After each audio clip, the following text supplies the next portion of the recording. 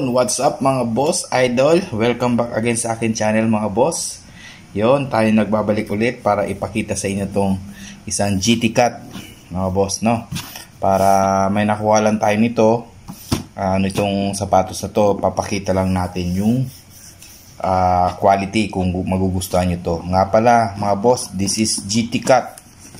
Hindi to 1, 2, or 3. Ito yung GT Cut na Academy, no? May mga ibang colorway na din nito mga boss. Papakita rin natin para sa inyo, no? Pero ito lang yung colorway na nakuha ko. Pakita lang natin yung quality nito para sa inyo. Baka magustuhan nyo mga boss, para meron kayong idea sa mga susuotin yung sapatos. Nga pala mga boss, this is top grade quality. Papakita lang natin yung quality ng top grade na GT Cut Academy. Let's go!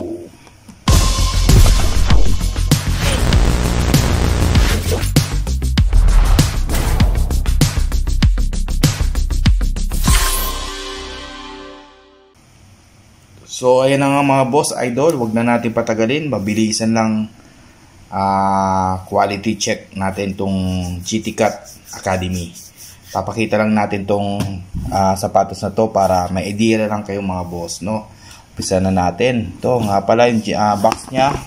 Same lang naman sa mga GT Cut, no? GT Cut 1, 2. Then nga pala mga boss, abangan nyo yung GT Cut 3 na quality check natin. Papakita natin sa inyo. Next natin mga boss, abangan nyo.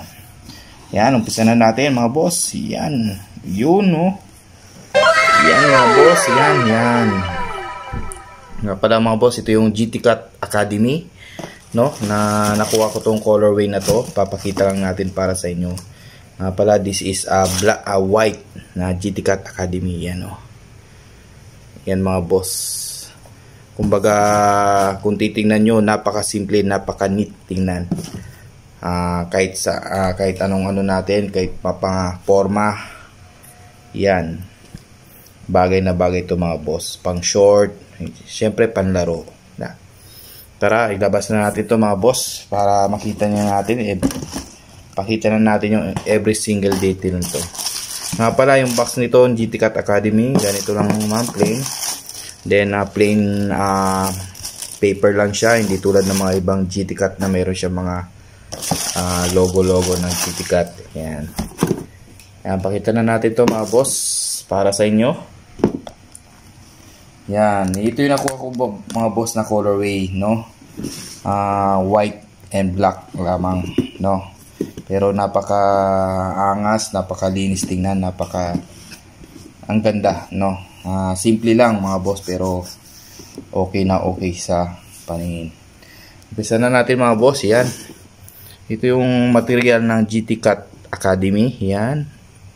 Yan mga boss. Oh. Ito yung ano niya, material niya dyan. May pagka-mesh siya. Then banda dito mga boss, plain na siya. Then combination siya. Then dito may mga dots siya dito. Then may Nike siya. Yung lace niya, yung normal lace siya. Then sa tang niya mga boss, yan, meron siya nakalagay na GT Cut Academy. Yan. Then sa side niya mga boss, yan, may nakalagay siya dito na Air Zoom. Air Zoom siya, then may design siya na parang zigzag, embroidered na zigzag. Yan. Then yung Nike shoes niya mga boss, tingnan nyo.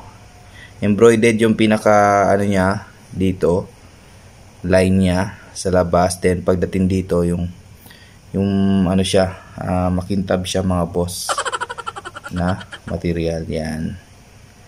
Then dito yan, may pagka yung mesh material niya mga boss, pero hindi to yung talagang mesh. Yan. Ito yung mga ganyan ano niya. Then yung sa ano niya mga boss, sa lace niya mga hole, ganyan, meron siya dito 4. Yan. Then sa back side niya mga boss, yan naman. Meron siya mga dot dito, then 001. Pagdating sa kabila, same lang naman mga boss. Yung ano lang niya, back side niya. Then kabila mga boss, meron siyang Nike shoes niya dito na small logo ng Nike. Embroidered siya mga boss. Yan. Then meron siya also dito na embroidered na zigzag. Yan. Then sa midsole niya mga boss ay dito lang muna tayo mga boss. Sa tang niya medyo makapal naman, then makapal din yung sa side niya. Ayan, ito pinaka collar niya. Then sa midsole niya mga boss, yan fully foam siya, fully foam. Then after dito may black na siya dito, then meron siya Nike logo siya dito, may Nike logo. Then yan, fully foam siya mga boss, yan. Then also yung pinaka outsole niya, yan yung pinaka outsole niya, yan mga boss. Ito yung pattern ng outsole niya, yan, meron siya Nike dito na logo. Then may nakalagay na GT Cat, yan. Then ito yung pattern niya mga boss, tingnan nyo yung pattern niya, napakalalim. Then also squeaky, napaka squeaky mga boss. Hard rubber tong material na ginamit dito sa outsole niya. Then napaka squeaky. Then also this one, ito boss mga idol, pwede to sa outdoor, itong ganitong material. Yan, mabilisan lang tayo mga boss, pakita lang natin yung kung titingnan nyo mga boss, napaka talaga, napaka, kumbaga kung titingnan nyo, ang gwapo nyo tingnan. Nga pala mga boss, may ibang mga colorway na nito. Ipa-flash natin dyan sa screen yung mga colorway na to, yung mga ibang colorway nito, pero hindi pa tayo nakakuha. Ito lang na muna. Same lang naman yung material nito mga boss, pero yung colorway lang. Ayan. Then sa ano niya sa mga boss, sa loob niya, yan yung loob niya. Then yan yung tiketa niya mga boss, oh, idol. Made in ano siya, made in Vietnam. Labas natin yung pinaka ano niya sa loob, insole, para makita nyo mga boss.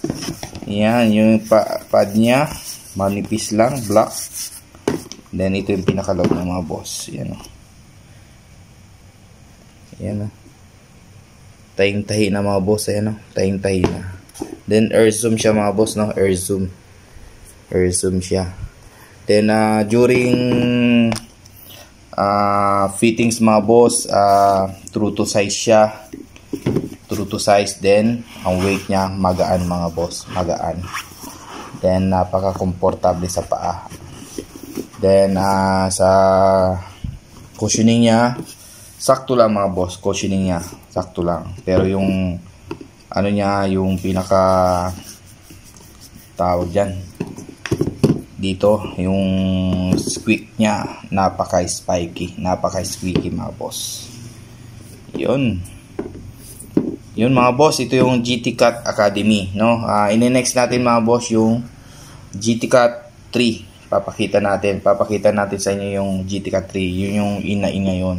Para makita nyo mga boss kung squeaky or maganda, magaan o mabigat, and maganda yung quality.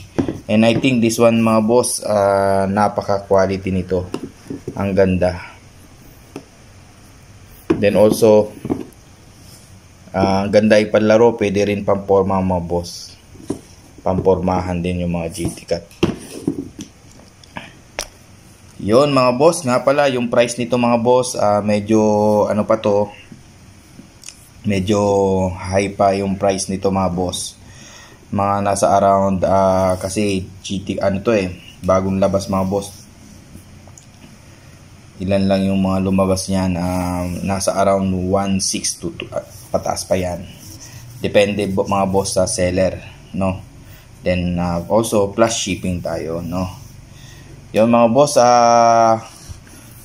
nga pala kung gusto niyo mga boss, kung ano, bill kayo ng mga sapatos, meron tayong page natin, ilalagay natin sa description below. Then para chat lang kayo mga boss doon. Then Shopee account inaayos pa mga boss, para at least kung gusto niyo mag-order, then legit. Yun mga boss, no? Yun, yun lamang mga boss. Maraming salamat sa inyo sa patuloy na pagsuporta. Ngayon na lang ulit tayo nakapag-vlog. Nabibisi kasi tayo mga boss, busy tayo sa trabaho, kaya minsan na ako mag-uploads sa inyo. Marami pang i-upload natin mga boss, medyo busy lang talaga. no? Maraming salamat sa patuloy na sa inyong pagsuporta sa akin channel, and hope nakatulong po ako para sa inyo para mapakita tong mga sapatos na to. No, mga boss, kung nagustuhan nyo po tong review natin, please like and share na rin mga boss. Then also, paki-subscribe na rin mga boss kung nanaisin po natin. Yung mga boss, maraming salamat. Bye-bye.